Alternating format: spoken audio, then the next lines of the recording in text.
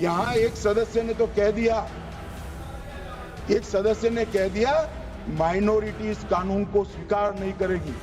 क्या धमकाना चाहते हो भाई? संसद का कानून है, सबको स्वीकार करना पड़ेगा। मैं गांधी की तरह इस कानून को फाड़ता हूं।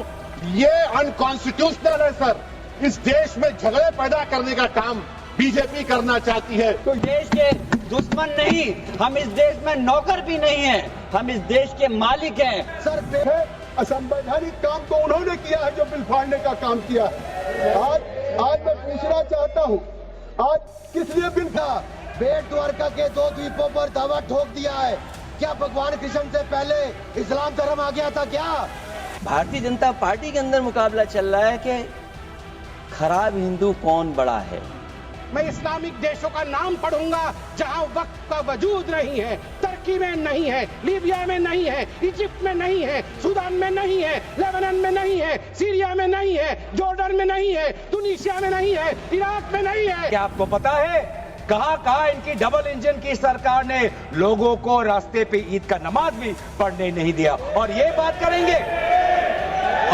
करेंगे। नमस्कार। वक्फ बिल को लेकर देश में घमासान मचा हुआ है। संसद के दोनों सदन में वक्फ बिल के पास होने के बाद बिल को राष्ट्रपति की मंजूरी भी मिल गई है।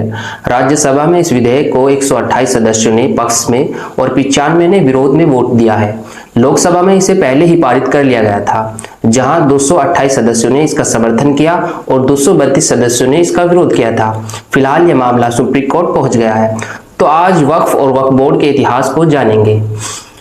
भारत में लाखों एकड़ जमीन ऐसी है जो किसी इंसान की नहीं बल्कि अल्लाह के नाम पर दान की गई है, जिसे ना बेचा जा सकता है ना खरीदा जा सकता है, जिसका मकसद है समाज की सेवा। इसे ही वक्फ कहते हैं और इसकी देखभाल करता है वक्फ बोर्ड। आज हम आपको बताएंगे कि वक्फ क्या होता है, इसे क्यों किया जाता है और वक्फ बोर्ड का काम क्या होता है। वक्फ एक अरबी शब्द है जिसका मतलब है रोक देना या स्थायी कर देना। इस्लामी परंपरा के अनुसार जब कोई व्यक्ति अपनी संपत्ति, जमीन, मकान, दुकान, कुआं या बाग को अल्लाह के नाम पर स्थायी रूप से दान कर देता है और कहता है कि इसका उपयोग समाज के भले के लिए किया जाए, तो वह बन जाती है वक्फ संपत्ति। यह संपत्ति फिर ना तो किसी को बेची जा सकती है, ना विरासत में दी जा सकती है। वो अल्लाह की मान ली जाती है और जिसका उद्देश्य होता है सदैव सेवा। इस्लाम में एक खूबसूरत विचार है सदकाए जारिया, यानी ऐसा पुण्य जो इंसान को मरने के बाद भी मिलता रहे। जब कोई स्कूल बनवाने के लिए जमीन वक्फ करता है या कोई अस्पताल, मस्जिद या लंगर चलाने के लिए दुकानें वक्फ करता है, तो उसका पुण्य लगातार चलता रहता है। यही सदकाए जारिया होता है। इसलिए वक्फ को चलती फिरती नेकी भी कहा जाता है। इस्लाम में वक्फ का इतिहास क्या है? सबसे पहले वक्फ किसने किया? सबसे पहले वक्फ इस्लाम में सबसे पहले वक्फ हजरत उमर इब्न खत्ताब ने किया। यह घटना हिजरी 2 या 3 के आसपास की मानी जाती है। हदीस के अनुसार हजरत उमर ने खैबर में एक जमीन खरीदी। वह जमीन उन्हें बहुत पसंद आई। उन्होंने पैगंबर मोहम्मद से पूछा, ऐ अल्लाह के रसूल, मुझे एक जमीन मिली है जो बहुत मुझे पसंद आई है। मैं चाहता हूं कि मैं इसे अल्लाह के रास्ते में दान कर दूं। मुझे बताइए कि मैं इसके साथ क्या करूं। पैगंबर ने फरमाया, अगर तुम चाहो तो इसका मूल हिस्सा रोक दो और उससे मिलने वाला फायदा, फल, किराया, आमदनी अल्लाह की राह में लगा दो। यही घटना इस्लाम में वक्फ की शुरुआत मानी जाती है। अन्य सहाबा ने भी वक्फ किया है। हजरत उस्मान ने उन्होंने बिरे रूमा नामक कुएं को मुसलमानों के लिए खरीदा और वक्फ किया। हजरत अली ने भी उन्होंने अपने बागात और जमीन वक्फ की। हजरत अबू तलहा उन्होंने अपने सबसे पसंदीदा बाग को वक्फ किया। नतीजा क्या हुआ? इस्लामी समाज में एक स्थायी परंपरा बन गई जो शिक्षा, इलाज, भूखों को खाना खिलाना, इबादत गाहों और समाज की सेवा का जरिया बनी। अगर हम भारत के वक्फ की शुरुआत और उसके इतिहास की बात करें, भारत में वक्फ की परंपरा उस समय शुरू हुई जब मुस्लिम शासन की शुरुआत हुई, यानी दिल्ली सल्तनत के दौर लगभग 12वीं शताब्दी से।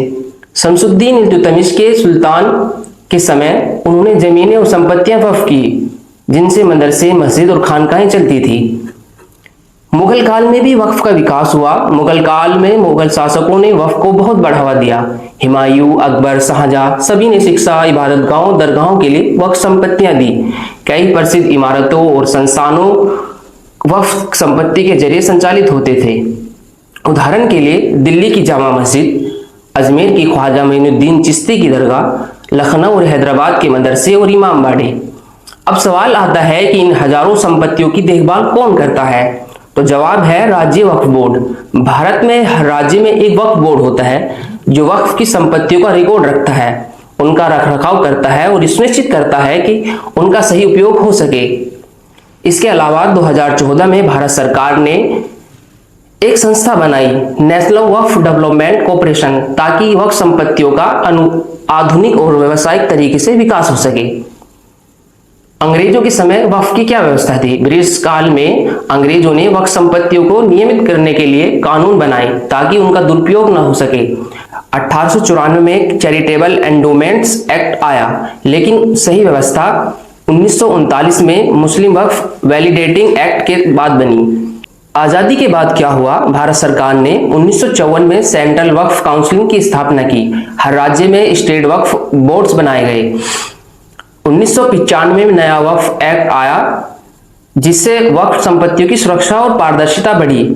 आज के समय वक्फ की क्या व्यवस्था है? देश भर में सबसे अधिक जमीन भारतीय रेलवे और सशस्त्र बलों के पास है। संपत्ति के मामले में वक्फ बोर्ड 30 नंबर पर आता है। उसके पास 8 लाख एकड़ से अधिक जमीन है। बोर्ड की अनुमानित संपत्ति 1.2 लाख करोड़ रुपए है। सवाल यह है, कौन करता है इन संपत्तियों का रखरखाव?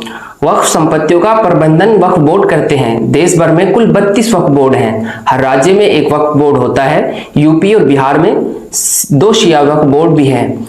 वक्फ बोर्ड एक कानूनी इकाई है। यह संपत्ति को अर्जित करने और प्रबंधन का काम देखता है। वक्फ संपत्तियों को ना तो बेचा जा सकता है और ना ही पट्टे पर दिया जा सकता है।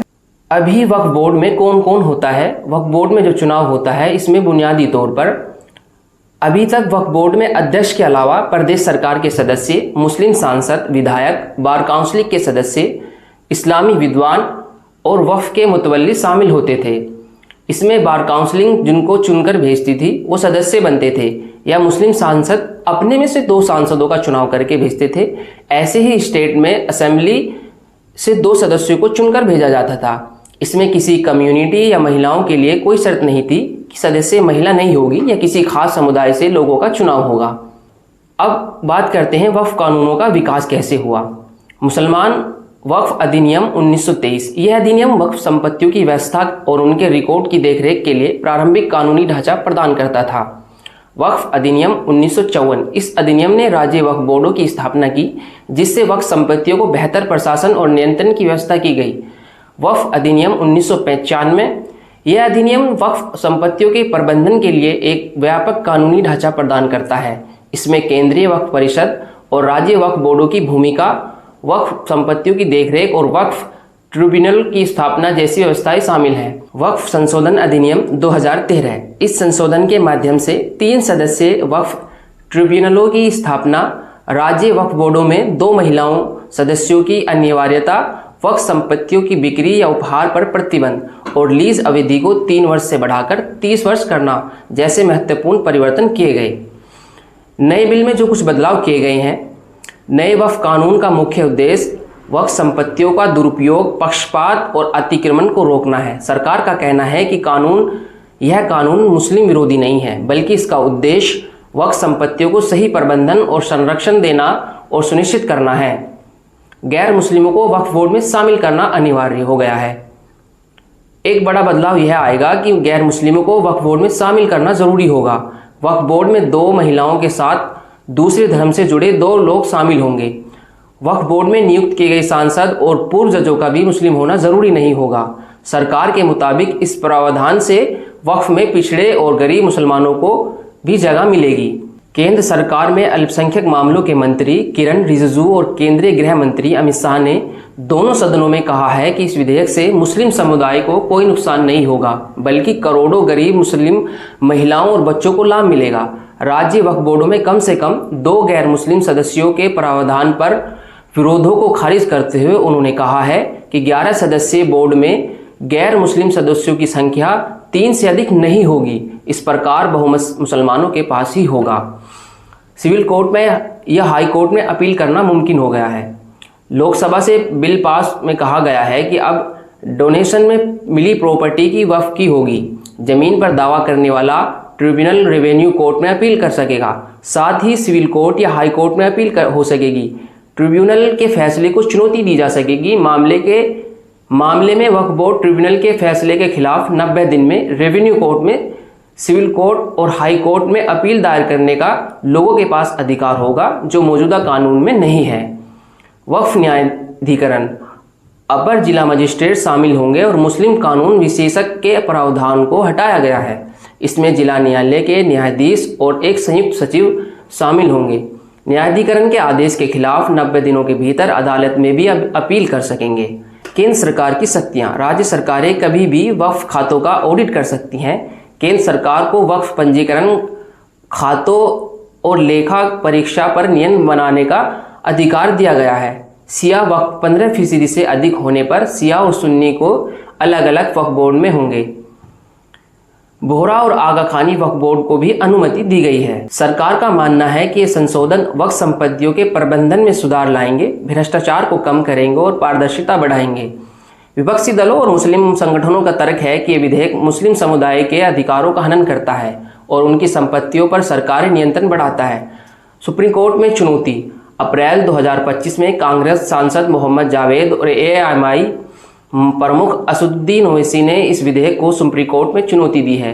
यह दावा करते हुए यह कहा गया है कि मुस्लिम समुदाय की धार्मिक स्वायत्तता का उल्लंघन करता है। सुप्रीम कोर्ट हर मामले में तय करता है कि किसी संशोधन ने मूल ढांचे को नुकसान तो नहीं पहुंचाया है।